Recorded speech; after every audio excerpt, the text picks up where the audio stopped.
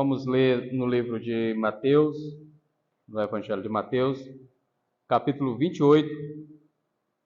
Nós vamos ler a partir do verso 16 até o versículo 20. Tá? Seguiram os 11 discípulos para a Galileia, para o monte que Jesus lhes designara, e quando o viram, o adoraram, mas alguns duvidaram. Jesus, aproximando-se, falou-lhes, dizendo: toda autoridade me foi dada no céu e na terra. Ide, portanto, fazei discípulos de todas as nações, batizando-os em nome do Pai, e do Filho, e do Espírito Santo, ensinando-os a guardar todas as coisas que vos tenho ordenado. E eis que estou convosco todos os dias, até a consumação do século. Amém. Vamos orar ao nosso Deus mais uma vez. Santo Pai, nós te damos graças, Senhor Deus, por ler todo este Evangelho de Mateus e por esta última porção, Pai, que nós trataremos hoje, não só hoje, mas também nos próximos domingos, para trazer aos irmãos, à igreja aqui presente, a orientação do Teu Espírito Santo, palavras essas que foram trazidas pelo Teu próprio Filho Jesus Cristo e que foram registradas pelo apóstolo por Mateus, inspirado pelo Teu Espírito Santo, palavras que são importantes para a Tua igreja, para entender a missão da igreja nessa terra. Então nós te agradecemos por tudo neste momento, no nome do Senhor Jesus Cristo, que vive e reina para todo sempre. Amém. Amém. Irmãos, como fizemos a leitura, depois que Jesus morreu, foi sepultado, ressuscitou ao terceiro dia, as mulheres foram as suas primeiras testemunhas.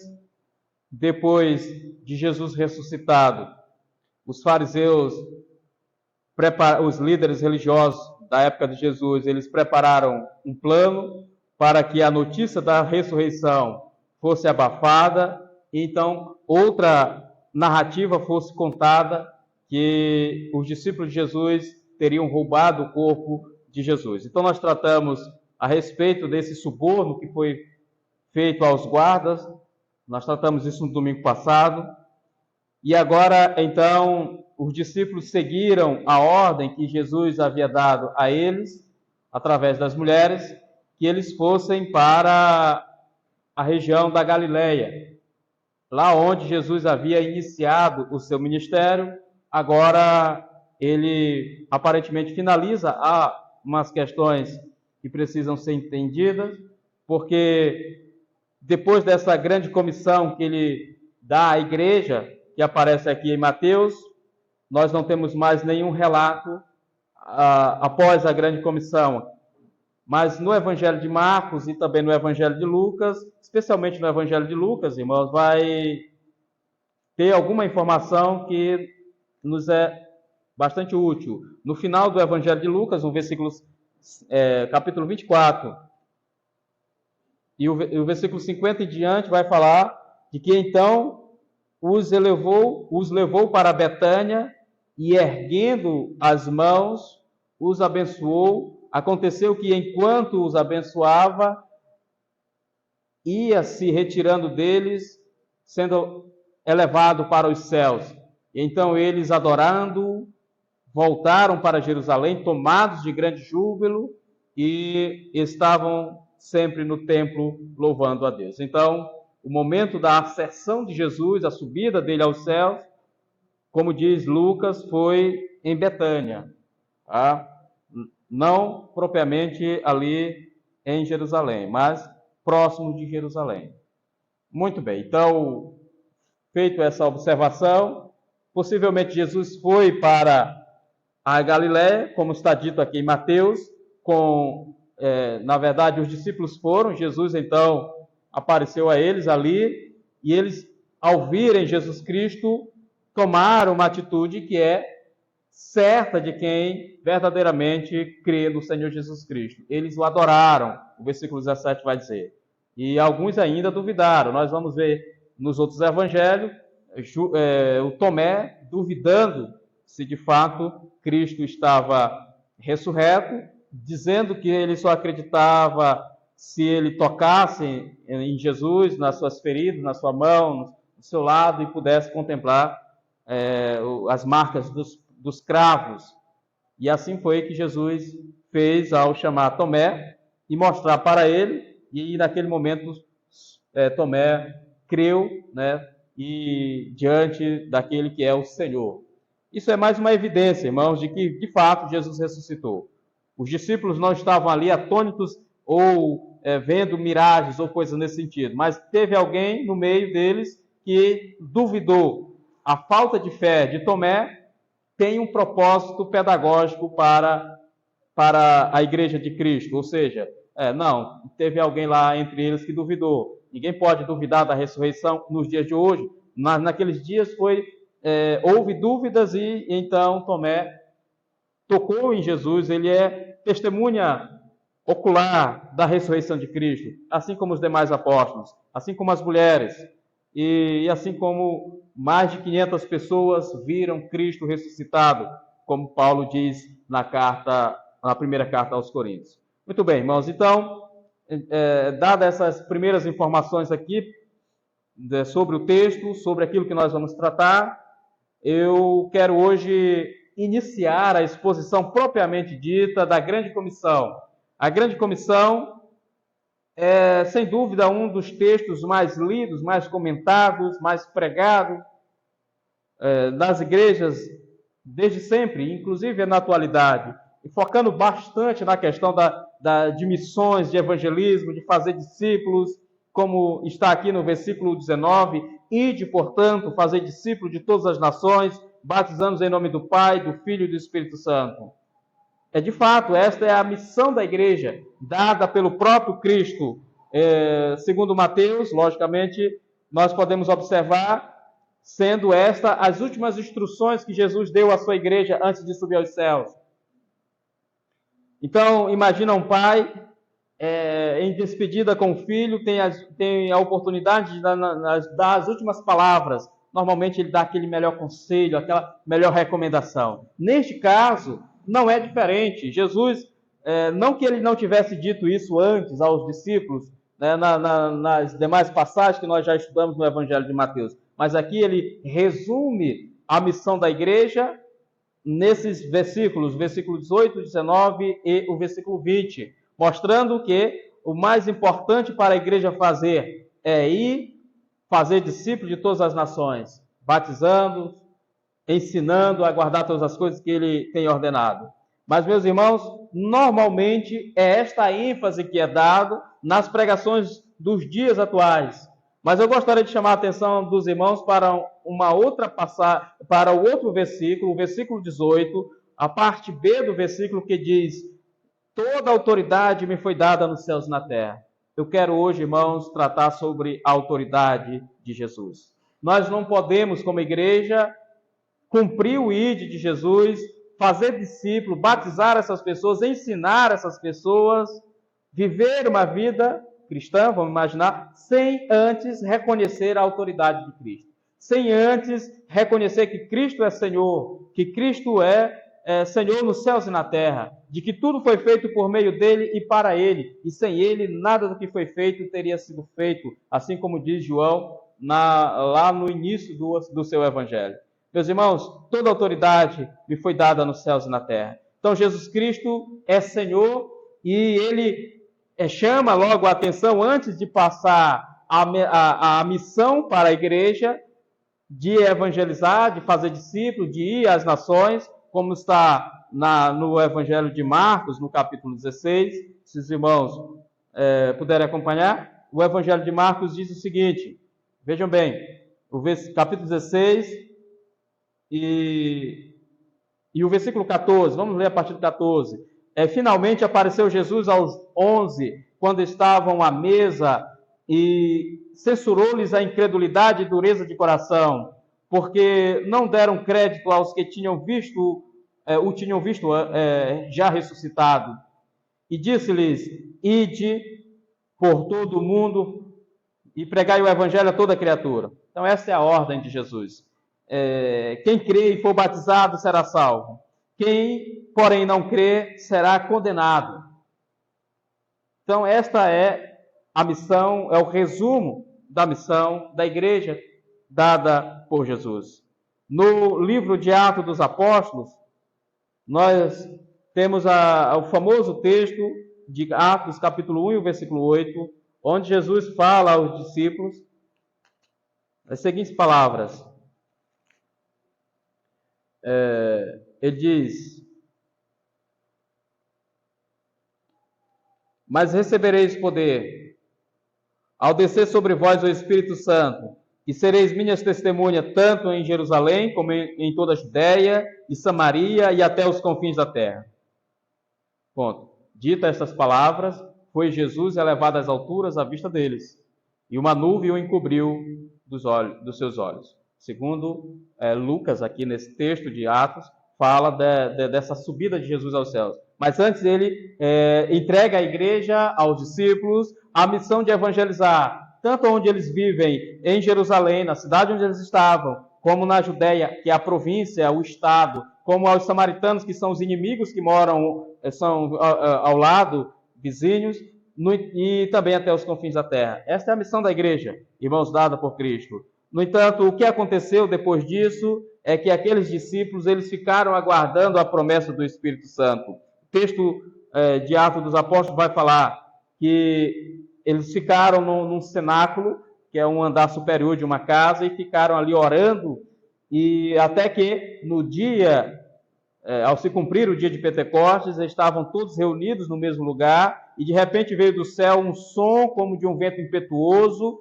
e encheu toda a casa onde eles estavam, e apareceram-lhe distribuídas entre eles línguas como de fogo, e pousou sobre cada um deles, e todos ficaram cheios do Espírito Santo. Então aqui se cumpriu a promessa que Jesus fez aos discípulos, para que eles recebessem poder, e dali eles seriam então testemunhas de Jesus até os confins da terra, como de fato está registrado também uma palavra parecida aqui no texto de Mateus: ide por todo mundo, fazei discípulos de todas as nações.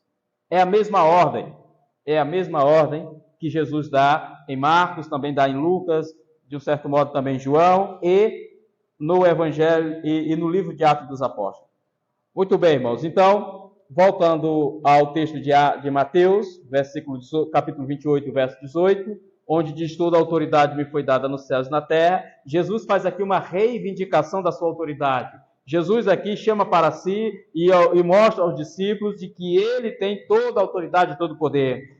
E ele tem toda a razão em fazer assim, porque ele venceu a morte, ele venceu a morte, foi o último inimigo a ser vencido, como de fato a Bíblia fala, será vencido. Jesus venceu ali, demonstrando que a morte não tem poder sobre ele.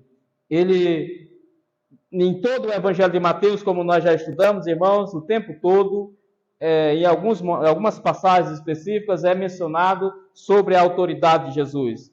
Em um dado momento, como nós vamos ver no Evangelho de João, Jesus está numa casa, numa festa, num casamento, em Caná da Galileia, e falta o vinho, e Maria, sua mãe, chega até ele e diz: olha, faltou o vinho. E ele diz para ela: que tenho eu contigo, mulher? Ainda não é chegada a minha hora. E ele diz: fazei tudo o que ele vos disser. Então Maria reconhece a autoridade de Cristo. Ainda não era chegada a sua hora. E ele saberia o momento certo para fazer. Jesus foi apanhado pelos seus familiares no templo, debatendo com os líderes religiosos, quando ele ainda era criança, demonstrando que ele deveria estar na casa de Deus, na casa do Pai, e ele fazendo o serviço que ele veio para fazer, que Deus assim determinou. Em outro determinado momento, Jesus anda por sobre as águas, e depois de ele andar por sobre as águas também, há uma outra passagem que ele dormia no barco enquanto as tempestades e os ventos batiam forte. Os discípulos tentaram navegar por aquele mar revolto, mas não conseguiram. E no final chamaram por Jesus, e Jesus acalmou os ventos, e acalmou a tempestade, e o mar se fez bonança. E os discípulos exclamaram, dizendo: quem é este que até o mar e o vento lhe obedece? Irmãos, Jesus venceu a morte não só pela sua ressurreição, mas antes ele havia ressuscitado a Lázaro, o filho da viúva de Naim, e outros mais. E além de ter curado pessoas de doenças, de males que eram incuráveis no seu tempo, os leprosos foram curados, os cegos voltaram a ver, as pessoas que não podiam andar, elas voltavam a andar. Isso tudo, e Jesus reivindica aqui no versículo 18, todo o poder, toda a autoridade foi dado a ele nos céus e na terra. Então o Evangelho de João, no primeiro, João começa o Evangelho dizendo: no princípio era o Verbo, e o Verbo estava com Deus, e o Verbo era Deus. Ele estava no princípio com Deus. Todas as coisas foram feitas por intermédio dele, e sem ele, nada do que foi feito se fez. Observe, irmãos, o versículo 3. Todas as coisas foram feitas por intermédio dele. Jesus é Deus Criador. Jesus estava no princípio, e todas as coisas foram feitas por ele, por intermédio dele, e sem ele, nada do que foi feito se fez. Então, Jesus estava no princípio, ele é o primogênito de toda a criatura, de toda a criação, nós vamos ver isso logo mais. Irmãos, no momento em que Jesus foi batizado, desceu sobre ele o Espírito Santo em forma de uma pomba, e a voz que dizia do céu: este é o meu Filho amado, em quem me comprazo a ele servir. Então, Deus, autenticando ali e demonstrando a todos que estavam, e aqueles que ouviram, que ele, Jesus, é o Filho de Deus. Também, assim como o centurião que estava próximo da cruz, no momento da morte de Jesus, e vendo tudo o que aconteceu, a escuridão, o terremoto, as coisas que ele pôde presenciar, e ele disse: este verdadeiramente é o Filho de Deus. E há diversas passagens, irmãos, na Bíblia que nós podemos observar Jesus sendo reconhecido a sua autoridade, o seu poder. Jesus vencendo a morte, Jesus expulsando os demônios, Jesus curando as pessoas, libertando. Mas há um texto específico que eu gostaria de compartilhar com os irmãos a mais, que é João capítulo 17.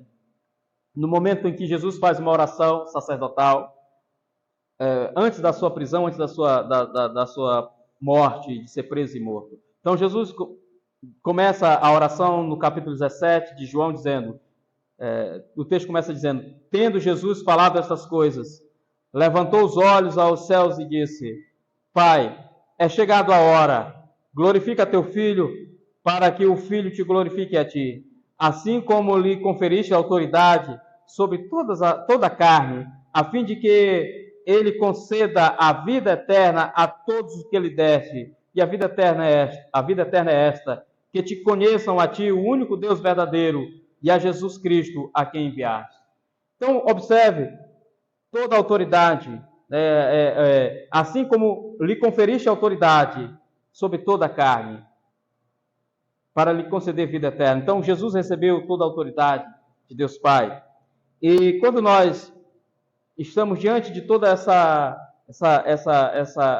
esses textos dos evangelhos, apontando para este senhorio de Cristo, este que é Rei dos reis e Senhor dos senhores, e que ele é exaltado nos céus e na terra, ele é o Filho de Deus, o nosso Senhor. Mas há mais textos ainda, irmãos.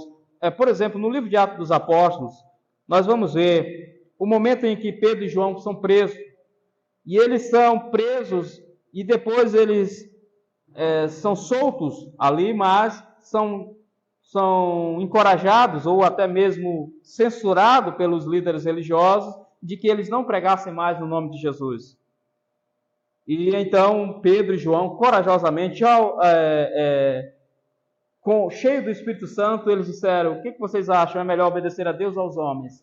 É lógico, irmãos, que é obedecer a Deus. Então, se Cristo tem toda a autoridade, Ele está acima de toda a autoridade deste mundo. Se Cristo mandou que a igreja vá e pregue, nós jamais devemos obedecer aos homens e dizer: não, os homens nos proibiram de pregar, então não vamos pregar. Irmãos, a ordem foi de Cristo, de Deus, a igreja deve pregar. nós devemos anunciar o Evangelho. Então, há uma outra passagem no Evangelho, na carta de Paulo aos Colossenses, essa talvez um dos textos mais bem claros, vamos dizer assim, a respeito desta autoridade de Cristo. O apóstolo Paulo escreveu na carta aos Colossenses, capítulo 1, a partir do versículo 13, ele diz: Ele nos libertou do império das trevas e nos transportou para o reino do Filho do seu amor, no qual temos a redenção, a remissão dos pecados. Esta é a imagem do Deus invisível, o primogênito de toda a criação, pois nele foram criadas todas as coisas, nos céus e sobre a terra, as visíveis e as invisíveis, sejam tronos, sejam soberanias, quer principados, quer potestade, tudo foi criado por meio dele e para ele. Ele é antes de todas as coisas, nele tudo subsiste, ele é o cabeça do corpo da igreja, ele é o princípio, o primogênito de entre os mortos, para em todas as coisas ter a primazia, porque aprove a Deus que nele residisse toda a plenitude e que, havendo feito a paz pelo sangue da sua cruz, por meio dele, reconciliasse consigo mesmo todas as coisas, quer nos céus, quer sobre a terra, quer nos céus. Irmão, mas que texto maravilhoso! Com profundidade, o apóstolo Paulo trata desse assunto aqui. O apóstolo Pedro também vai dizer nas suas cartas que Jesus é a pedra angular, é a pedra que os construtores rejeitaram, é a principal pedra de esquina e que serve para a salvação dos eleitos, certamente, e também para a condenação daqueles que são reprovados, segundo o texto de primeira carta de Pedro. No entanto, meus irmãos, o que eu quero chamar a atenção agora, lido todos esses textos, logicamente que nós poderíamos citar muitos outros, mas nós não temos o tempo suficiente para isso aqui. No entanto, eu quero chamar a atenção dos irmãos para a primeira atividade da igreja, a primeira missão da igreja. Antes da igreja ir evangelizar, ela precisa reconhecer o senhorio de Cristo. Ela precisa entender a soberania de Cristo. Cristo é Deus soberano, Senhor nos céus e na terra. A igreja precisa reconhecer que Ele é soberano, como Ele mesmo diz. Ele tem toda a autoridade. Ele não tem meia autoridade. Ele não tem 80% de autoridade. Ele não tem 90% de autoridade. Ele não tem 99% de autoridade. Ele tem 100% de autoridade. Ele tem toda a autoridade. Ou seja, Jesus tem toda a autoridade que foi dada para ele. Mas ele tem autoridade, sim, nas coisas celestiais, ele governa o universo, ele governa as estrelas, o sistema solar, os planetas, ele tem poder sobre as leis da física, da biologia, de tudo. Ele tem poder, mas ele não tem poder sobre o coração dos homens. Que isso, irmãos? Você já imaginou um Deus que governa todo o universo? Rege todos os astros celestiais, toda a lei da física, mesmo aquelas que ainda não foram nem conhecidas pelo ser humano, que possivelmente serão ou não serão no futuro. Toda a ciência, todo o conhecimento, tudo está debaixo da autoridade de Cristo. Mas aí alguém diz assim, não, mas o coração do homem, Cristo não governa. O homem tem livre-arbítrio. Meus irmãos, eu não vejo isso na Bíblia. Se o livre-arbítrio entra na Bíblia, a autoridade do Senhor sai, não tem como. Não tem como os dois ficarem juntos.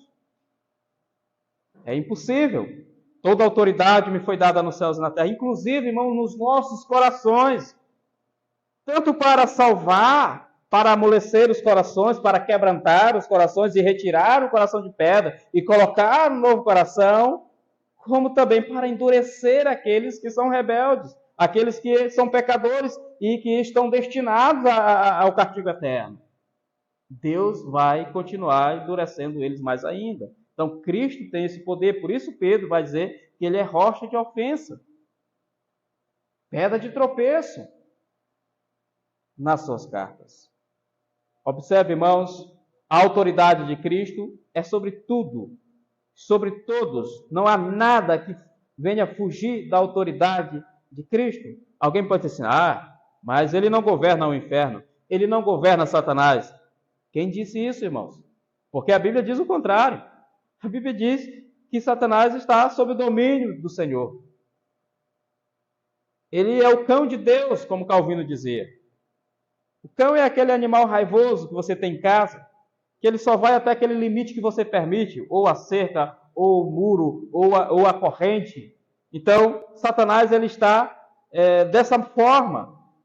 Ele só vai até onde Deus, então, permite, onde Deus autoriza, como foi o caso que aconteceu com Jó, quando Deus autorizou que Satanás tentasse Jó, retirasse tudo que ele tivesse, menos tocasse em sua vida.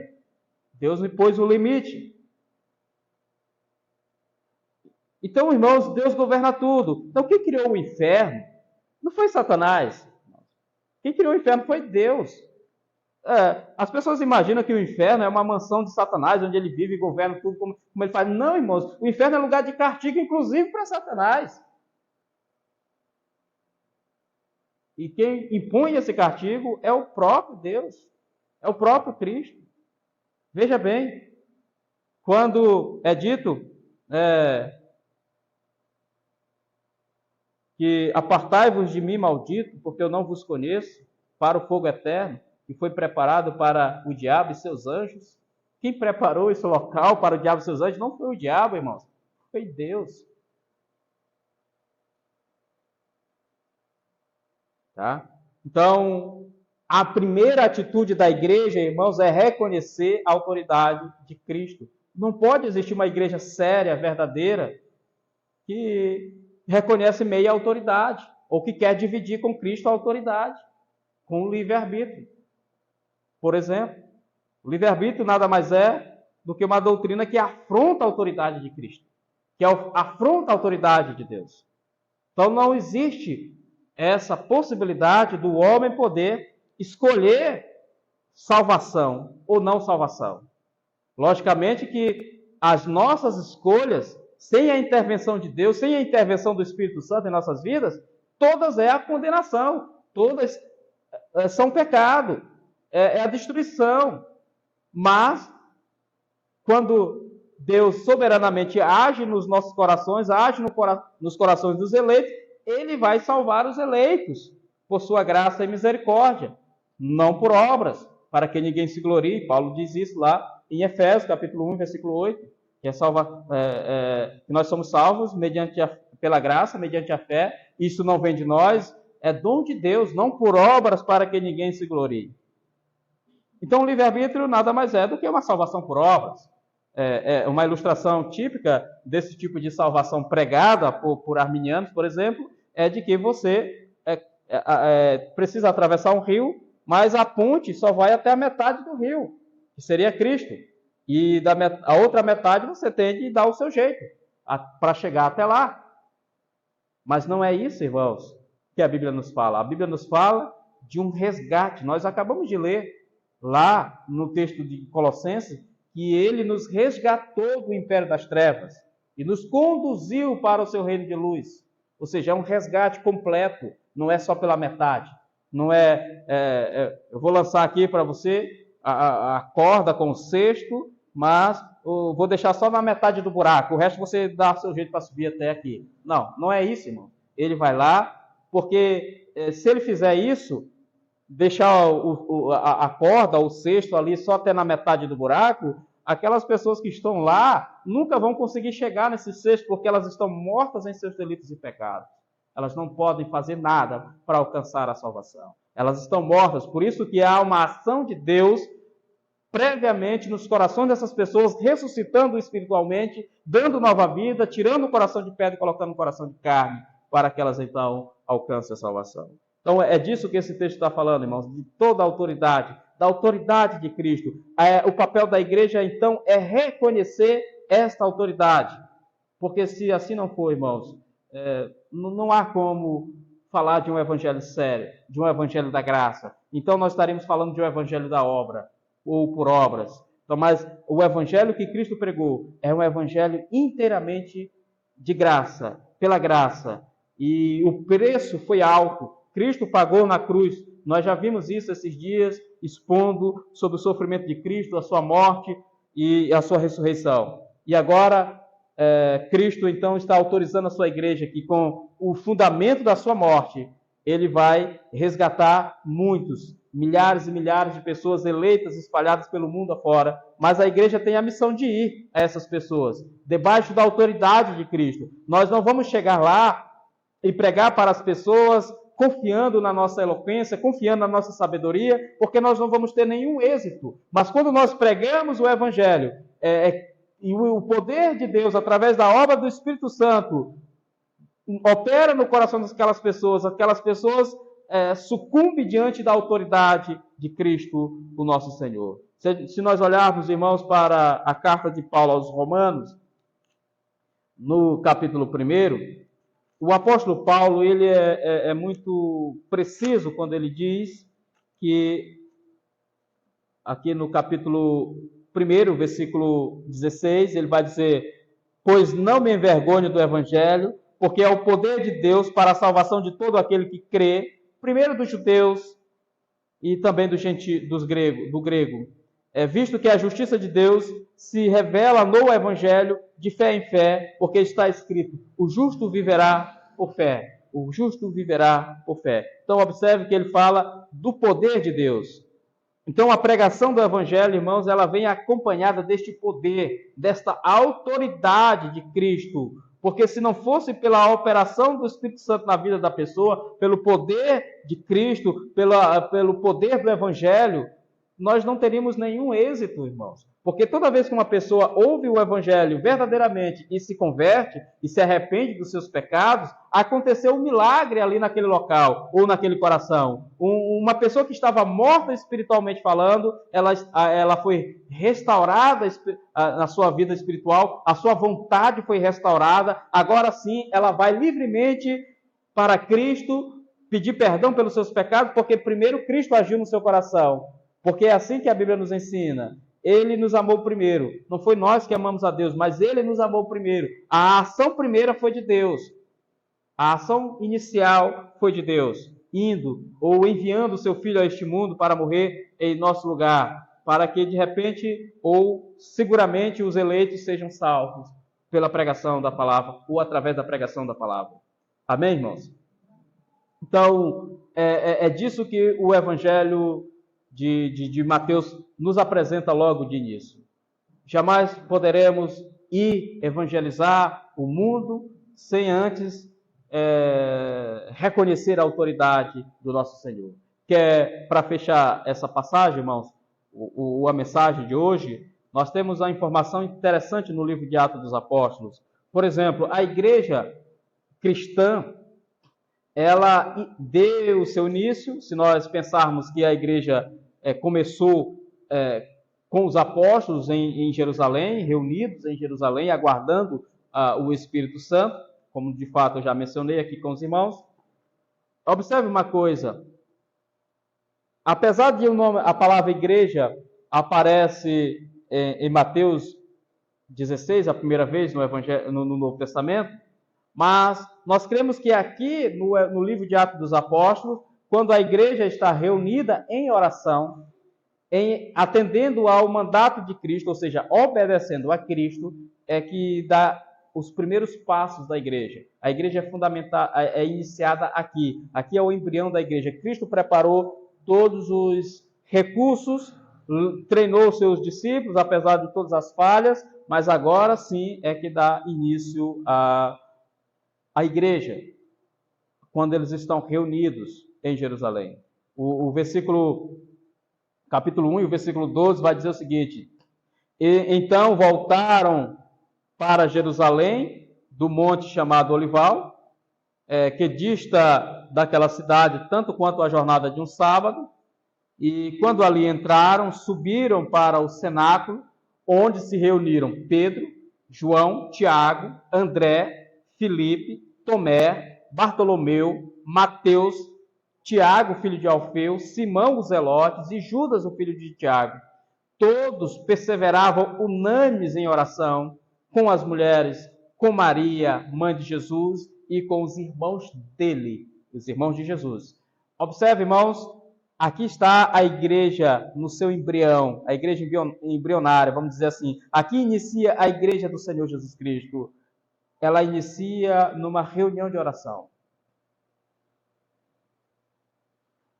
Quando esses discípulos estão orando, irmãos, eu acho que não há nenhum crente sincero, verdadeiro, que se proste, que se ajoelhe, ou que sentado ou em pé, ou mas que eleve a sua voz a Deus, orando, ele não venha a reconhecer a autoridade de Deus. Não há nenhum crente sincero fazendo uma oração e dizendo assim, ó, Senhor, prepara aí o meu apartamento, porque eu já estou para chegar por aí. E eu tenho direito, eu tenho livre-arbítrio e eu escolhi ir para lá. Eu acho que ninguém oraria assim. Quem ia fazer uma oração desastrosa dessa, irmãos? Quem ia fazer uma oração tão impetulante como essa? Sendo que o que nós vamos ver, Jesus nos ensinando, a oração modelo é dizendo assim, Pai nosso que estás no céu, santificado seja o teu nome, venha a nós o teu nome, né? O teu reino, seja feita a tua vontade e não a nossa. Ou seja, irmãos, é reconhecer a autoridade de Deus, é reconhecer que Ele é Senhor nos céus e na terra, de que Ele governa todas as coisas. No dia que nós reconhecermos que Deus é Senhor nos céus e na terra, nós vamos orar mais a Ele ainda, porque nós vamos entender que tudo está sob o seu governo, tudo está sob o seu controle, irmãos. Eu pergunto, só para fazer um exemplo bem secular, você mora numa cidade, você mora num bairro ou numa rua qualquer, e ali existe um problema que você precisa resolver. Eu pergunto, a quem você deve recorrer?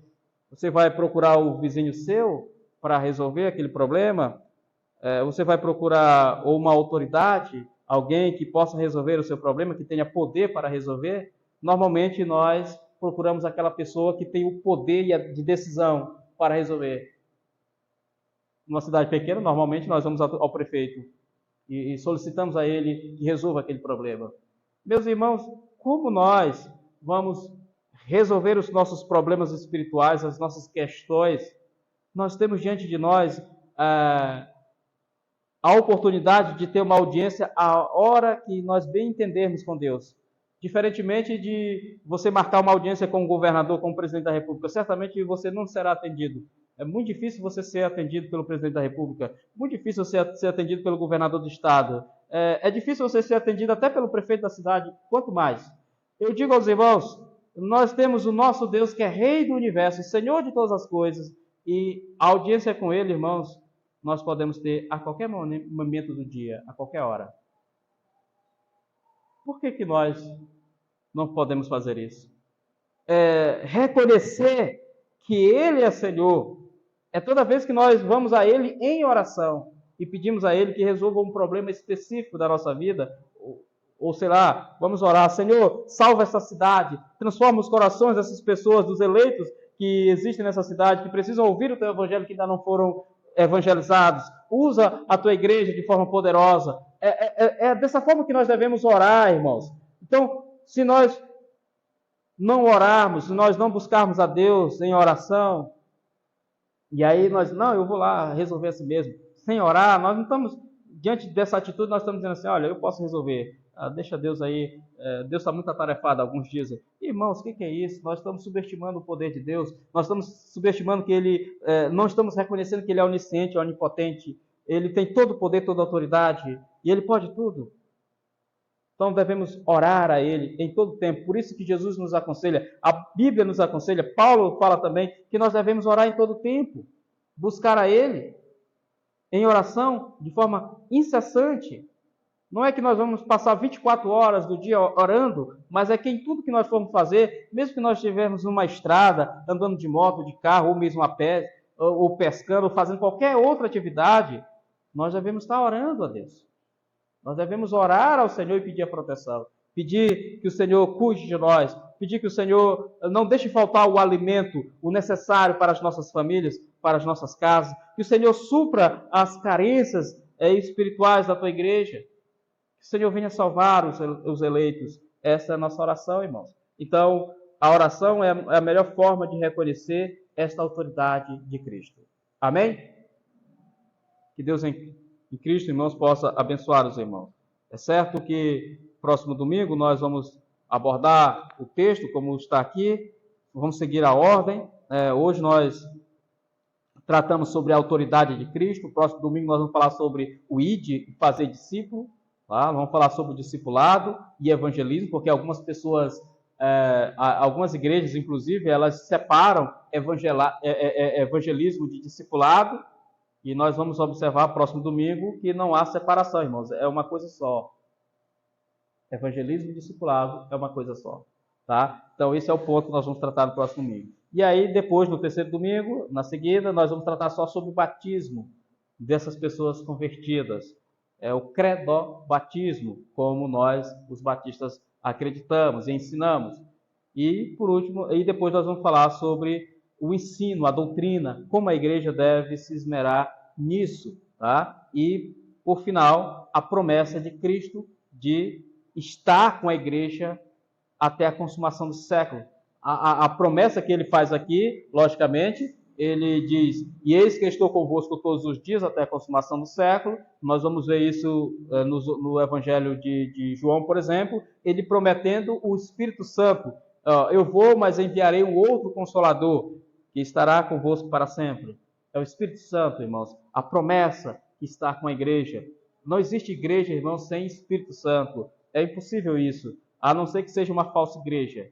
Mas se há uma igreja verdadeira, o Espírito Santo está agindo no meio dela. E as pessoas confundem o agir do Espírito Santo com barulho, com bagunça.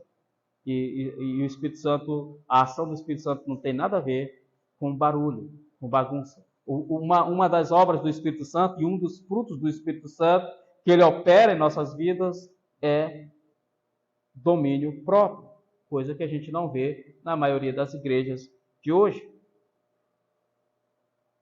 Então nós vamos estudar isso nos próximos domingos. Eu espero que os irmãos estejam prontos e venham. Convide pessoas para estar na igreja ouvindo a palavra de Deus. Vamos orar ao nosso Deus, irmãos. Pai Santo e Eterno, nós te damos graça, porque neste momento a Tua palavra foi ensinada, porque neste momento a Tua palavra foi anunciada. Ó Deus, sabemos que o Senhor é Senhor nos céus e na terra. Ó, o Senhor é Rei do universo. Ele é o soberano Senhor, como é dito no livro de Atos dos Apóstolos. Ele é aquele que governa sem precisar pedir conselhos para ninguém, sem precisar consultar um congresso, um senado ou os seus conselheiros mais próximos. O Senhor tem todo o conhecimento e toda a sabedoria. Por isso ele é suficientemente sábio, é todo sábio, perfeito em sabedoria, em conhecimento.